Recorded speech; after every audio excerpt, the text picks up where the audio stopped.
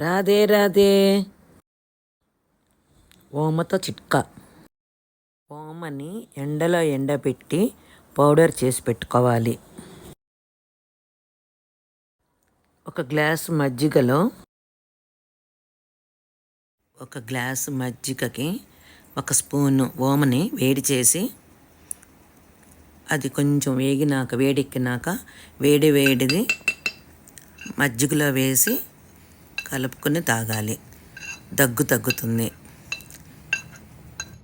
చిన్న వాటికి ముందుగానే డాక్టర్ దగ్గరికి వెళ్ళకుండా ఇలా చిట్కాలు చేసుకోవాలి. డబ్బులు ఊరికే రావు, కష్టపడితేనే వస్తాయి.